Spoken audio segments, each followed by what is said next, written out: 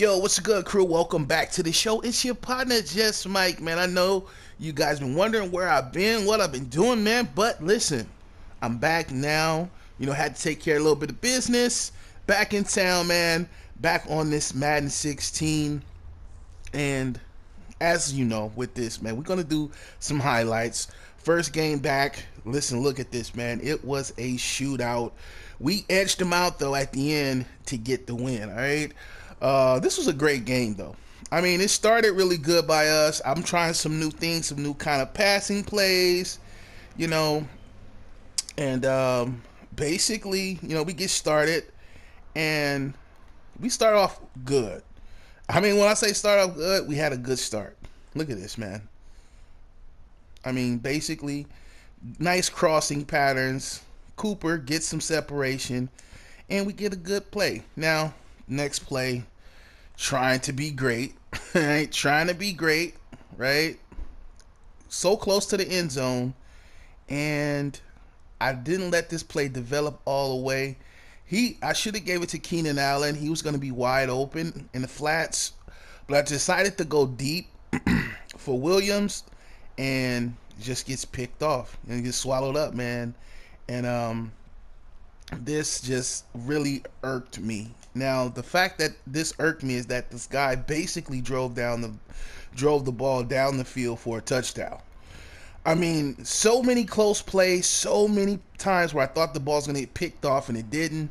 Eddie Lacy, and I'll give him props for actually using Eddie Lacy, man. I mean, this guy's a little slow, but he's built like a tank, and he just walks in for the touchdown. Now, I was really, really in my feelings when that happened. So I went out and struck back, you know what I mean? And this play right here, just great separation. Great separation. And just had to go ahead and do it, man. Just had to go ahead and do it. Now, going in, the next thing we do, Portis basically going on to task. And we hit Keenan Allen again. I mean, listen, Keenan Allen, this is the throwback Keenan Allen, Gost of Madden Future Keenan Allen. Definitely pick this guy up. He's only going for like 40K right now, dude. And look at this catch he makes in the back. Look at this catch. I mean, look, he just basically takes the pick out of this guy's hands and basically gets the ball, right? A few inches of separation is all he needed, and he came down with it, man. Good play. Just really solid play. Now, going on, we go ahead, and I had to do it, man. I had to go in for two. I had to go in for two. Clinton Portis, this is 99 overall, by the way. And basically, we get some good blocking by Felton, and allows me to get that corner to get the 2 points and take the lead. Now, this guy goes back, and I'm telling you, he gets throwing these passes. They don't show any of the highlights. I wish I should have. I should have recorded the gameplay, but they don't show the so many times that this guy throws the ball, and they just don't pick it off. And finally, he gets Jordan Reed, and this right here just really irked me because this was another time where we should have picked this ball off. Subsequently, Jordan Reed gets the drop on us and barrels in for the touchdown. You know what I mean? And we start off, and I was upset, man. We take a sack, and this guy just comes screaming in, dude, like screaming. You know what I mean? Just, I don't know, man. Jerry Hughes, I never known him to play like that. I have a Jerry Hughes, but I never really, he never done nothing like that for me. But basically, it was upset. I was upset, but we go deep to Moncrief. Now, listen, I tell you guys, I use Moncrief as my tight end, right? The reason why is he has 95 speed, good catch in traffic, and he has 71 run blocks. So that's everything you need from a tight end, right? And plus speed, you know what I mean? And I pressed the wrong button. I pressed the high pass, and this was a touchdown basically. And I pressed high pass, so he had to jump and get it, and then boom. I was really upset when that happened. So subsequently did a no huddle and switched it to the inside zone, and I motioned Amari Cooper Amari Cooper came through the gap and plugged. You see that, right? Now, when I motioned Amari Cooper, he basically went through the gap, plugged the strong safety from coming up and making that play. The free safety came into the wrong hole. Pause of that, or the cornerback, whoever that was. Yeah, the linebacker came through the wrong hole and wrong gap, and we just got tremendous separation, right? And going in. Now, I'm gonna start doing this from now on. Like, I'm definitely gonna motion Amari Cooper out and wait till he passes the center to hike it so he can go up and try to make a play on those blitzing defensive backs, man. So, we go ahead and do that. Now, once again, this guy, listen, I got to give credit to this dude. He has good awareness, you know what I mean? But this, I can't explain this, dude. Like, I don't understand this. Kaysen is right there for the pickoff, but Jordy Nelson somehow pushes him out the way and then catches the ball. Listen, that was supposed to be a pickoff. Props to this dude, Bill State, for catching his ball, but that was definitely a pick. Don't know what happened there, man. And he just kept going, kept trying to push through. And let's see here. I think we stopped him, if I'm not mistaken. Yeah, I think we stopped him, man. And he punted it.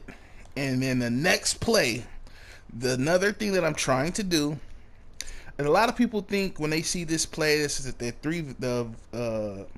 I don't think you call it 4 verticals, but the verticals play, they think that the middle guy's gonna go for a streak.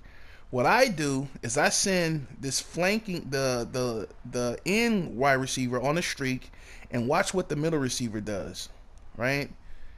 Watch what the middle receiver does. Now look at this. He goes up and goes on a deep post route and totally fools the defensive backs and gets nothing but separation. And we just basically go in for the 6, right? Now that's a good play. That's something that I've been doing. Definitely a game changer, right? We just went back and struck back, man, and then we started to build that lead, And this, he just kept hitting his tight end, and I don't understand it. Is that, I have Deon Buchanan and Kirksey back there. They both have 94, 95 speed. They both have decent man coverage, excellent zone coverage, and he just kept getting spacing. I don't know. I don't get it, but he just kept getting spacing. And basically we stuffed him again. He tried on 4th down. We stuffed him. And this was a great play here. Now, I had this set up, of course this looks like an inside zone play, right? So he's thinking that this is going to be an inside zone. It's a draw play, and you just watch the blocks that I get. We get good blocking. Moncrief, 71 run block, gets that 1 second block that we need, and then we're just off to the races, bro. Off to the races. Nobody's going to catch us, man. And this was game. This is game right here. That's it. That's game, He was going to concede. We talked about it. He stayed around. I really wanted him to get his coins. So, he's basically stayed around. And he almost got this a kickoff return for a touchdown. That's why I told him don't leave yet, because you never know what's going to happen. Like, stay to the end of the game. You never know, the tide may turn, And basically, this guy just came out determined and was making the right plays, and he got in. You know what I mean? I didn't want him to get in. I didn't want that to happen, but, he made the right plays and waited for things to develop and subsequently went ahead and got in for the touchdown. So, immediately after that, I wasn't upset. I knew that he had to play to win, and I knew this was a fake. I didn't really guard this. I was doing something else. I was talking on the phone, but he went for the 2. I didn't really mind him going for that, and we basically, marched down the field again and did what we had to do. Keyjon Burner Barner, you know what I mean? Basically going up, getting some block shedding, pulling off tackles and pulling away, and we just go ahead and take it in for the game winning, game sealing touchdown. And as you see, kind of add some insult into injury, man. Like, listen, definitely insult into injury. Giving a nice little stiff arm here to Quinn, and basically going in for the touchdown, man. That basically sealed it. You know what I mean? But this guy, he had to do something. He tried to come back. Well, he tried to make it a game. And once again, Jordy Nelson just doing Jordy Nelson things, man. I don't listen. How Jordy Nelson got all of this separation on every single one of my defensive backs, don't know. Do not know. And nobody was really sticking them like that, but still. Well, somebody was sticking them, but, when you're lined up this way, they had Deon Buchanan. Oh, no. Oh, that's what happened. Boykin was deep, and he was supposed to be able to. I should have base aligned. But basically, Jordy Nelson, man, getting this catch. Now, I was scared that this guy was going to turn around and score. Luckily, we stopped him and helped him right there. And, Bortles tried to make a run of it. He tried to do something. He tried to juke out Buchanan. Buchanan was not having it. And he basically went down. And that was a game, man. That was a game. All right. So, get the win, 36-25. And it's good to be back on Madden 16, man. They got some new bundles out. Rookie of the year. I'm not worried about all that stuff. Listen, Madden 17 is right around the corner. We've seen gameplay of it now. And, I can't wait for that. We got a month and a half to go. Right now, what I'm really trying to do is trying to build a team that I'm going to come into Madden 17 with. You know what I'm saying? That's basically what I'm trying to do right now. And so that's what I'm doing. And the team that I have right now, I think I'm going to try to start my ultimate team like that as well. Let's see here. I'll show you guys. This is my team right now. And not saying on the offensive side of the ball, because we all know that these guys may not be as good early on in MUT. But definitely I'm going to try to get Amari Cooper, of course. Definitely a Keenan Allen. Other than that, I don't know about on the offensive side. But on the defensive side, I definitely want to get these guys. Now, these are the guys I want to get. I want to get here Anthony Barr, right?